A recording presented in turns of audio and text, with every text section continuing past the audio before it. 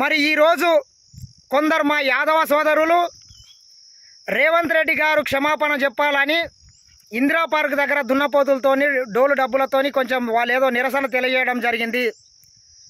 ఇది ఎట్లున్నది అంటే దొంగల వాటి 6 నెలల కుక్కలు మరిగినట్లున్నది. ఎప్పుడో 10 రోజుల కింద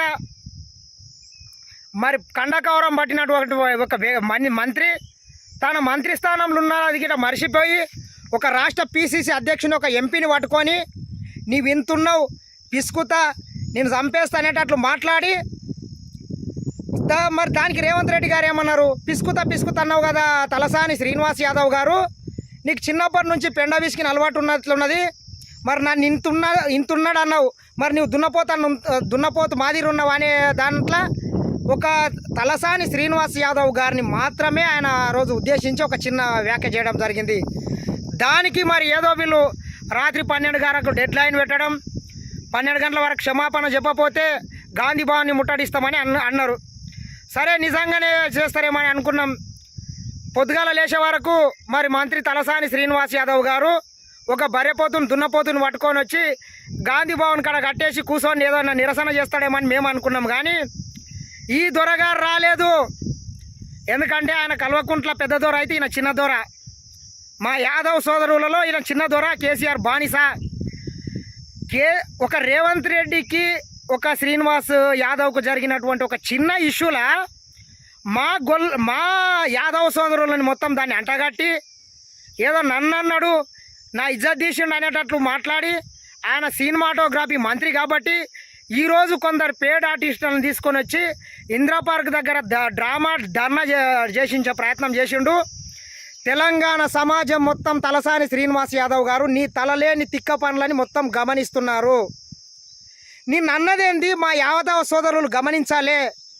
ఆయన దాని కింద ఆయన ఏదో మాట అంటే దానికి మీరు కింద నెత్తిపి ఇంకా కొంచెం మన స్థాయిని దిగజార్చుకునే ప్రయత్నం చేయకండి.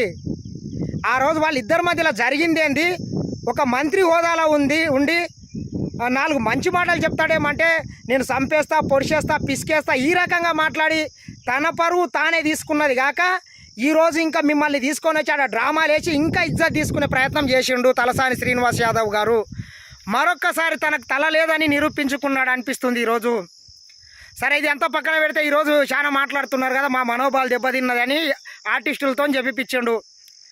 తెలంగాణ రాష్ట్రంలో ఈ 8 సంవత్సరాలలో ఆయన ఒక్కడు మంత్రి స్థానంలో కూర్చున్నాడే.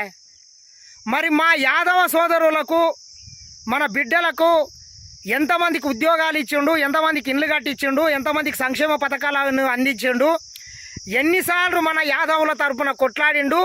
ఈయన యాదవ సోదరులకు ఉద్ధరించిన ఉద్ధరేందో మీరు ఒకసారి చెప్తే ఇట బాగుంటుంది. ఆయన గారు ఏదో చెప్పిండు అని చెప్పి మీరు వచ్చేత అట్లా తల ఊపి ఆయన డ్రామాలు వేపిస్తే మీరు డ్రామాలు వేసి ఈ రకంగా మీరు చిలకన కాకూడదని మేము అంటున్నాం. కాంగ్రెస్ పార్టీ ఎప్పుడైనా యాదవులను కానీ ఎస్సీ ఎస్టీ సబ్బండ కులాలను వర్గాలకు ప్రాధాన్యం ఇచ్చేటటువంటి పార్టీ కాంగ్రెస్ పార్టీ.